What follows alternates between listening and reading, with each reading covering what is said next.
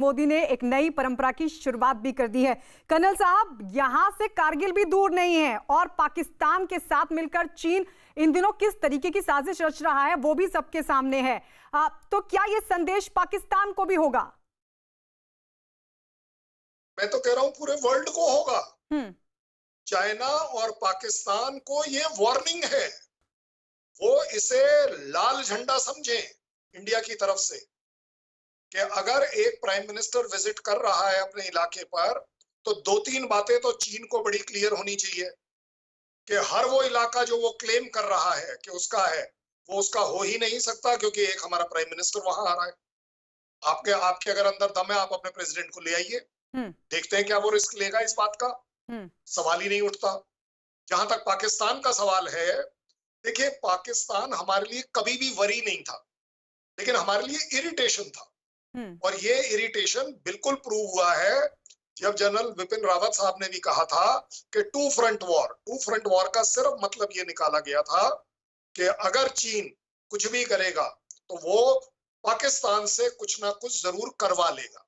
तो आज की तारीख में पाकिस्तान के सारे सैनिकों के लिए, देश के लिए ये संदेश बिल्कुल क्लियर है कि अगर हमारा प्राइम मिनिस्टर फॉरवर्ड एरियाज में आ सकता है और वहां के जवान उस फॉरवर्ड एरिया को जो डिफेंड कर रहे हैं, ये समझ लीजिए आखिरी दम तक करेंगे। और किसी हालत में अगर इस बार कहीं कुछ गड़बड़ करी तो कहीं ऐसा ना हो जाए कि हमें आगे बढ़कर आपके इलाके लेने पड़ जाए।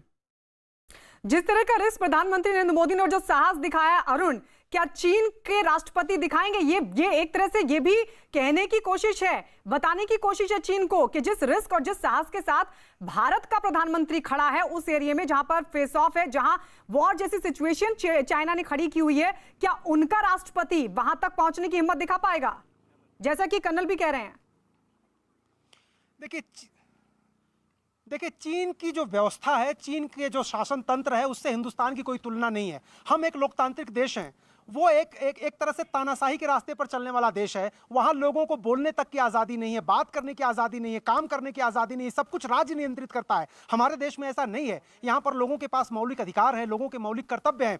उनकी सेना में कितने लोग मारे गए आज तक पता चला आपको? दुनिया के किसी व्यक्ति को पता चला कि कितने सैनिक उनके घायल हैं, वो कहाँ एडमिट हैं? उनके घर वालों तक को नहीं पता। वो प्रदर्शन कर रहे हैं कि बता तो दो कम से कम हमारे घर का जो सैनिक फ्रंट पे लड़ रहा था वो जिंदा है भी या नहीं है। तो चीन की जो शासन व्यवस्था है उससे हमारे देश की कोई तुलना नहीं है। हमारे प्रधानमंत्री सीमा पर आ रहे हैं, हमारे प्रधानमंत्री सैनिकों के साथ खड़े हैं। हम पूरी पारदर्शिता के साथ बता रहे हैं कि गलवान घाटी में क्या हुआ। हमारे 20 सैनिकों ने अगर शहादत दी है हिंदुस्तान की जमीन की रक्षा करते हुए, तो वो हमें ये बताने में कोई हर्ज नहीं है। चीन कतई स्वीकार नहीं करेगा। आज की बात छोड़िए, 1962 के स्पष्ट आंकड़े आज तक मौजूद नहीं है कि चीन के कितने शहीद हुए, कितने घायल हुए।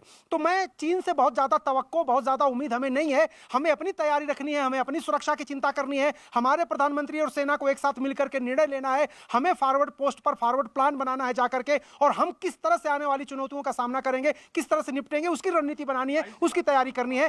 चीन क्या करेगा क्या नहीं करेगा, मुझे लगता है बहुत ज्यादा उसको तवज्जो देने की जरूरत नहीं है। हम तैयार रहेंगे तो चीन कुछ भी कर ले, हम जवाब दे देंगे। बिल्कुल, कुछ भी कर ले चीन, हम उसका जवाब दे देंगे अगर तैयारी पूरी है। संदीप भी हमारे साथ लगातार बने हुए हैं। संदीप, आपके पास अभी कोई अपडेट?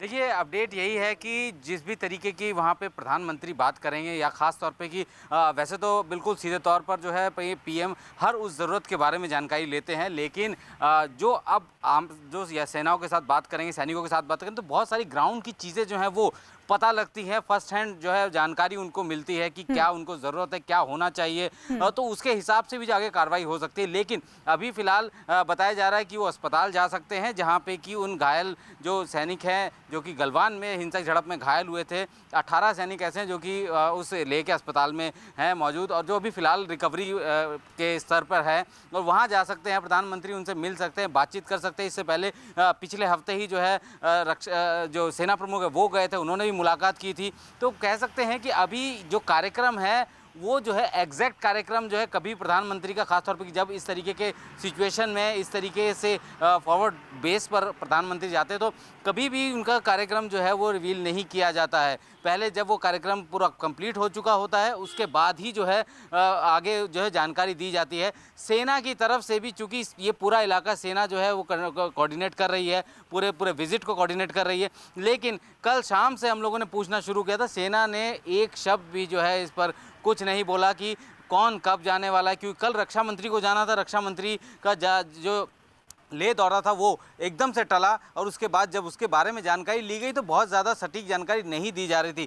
यानी कि कल रात से, कल दोपहर से ही जो है ये प्रोग्राम जो है तय होना शुरू हो गया था प्रधानमंत्री का कि वो जो है ले जाएंगे। और देखते देखते जो है 12 बजे के आसपास, 12-1 बजे के आसपास जो है ये खबर आई कि जो रक्षा मंत्री है राजनाथ सिंह, उनका दौरा जो है रीशेड्यूल हो गया है। और उसके बाद से ही जो है, चूँकि प्रधानमंत्री के दौरे के दौरान जो है कभी भी कोई भी ऐसी चीज़ें नहीं सुरक्षा कारणों के चलते जो है जाहिर की जाती। आपको याद होगा कि जब से प्रधानमंत्री मोदी जो है प्रधानमंत्री की कुर्सी पर बैठे हैं तब से जितने भी त्यौहार होते हैं वो जवानों के साथ मनाते हैं, सीमा पर जाके उन लोगों के साथ मनाते हैं जो कि सीमा की रक्षा कर रहे हैं वहाँ पे।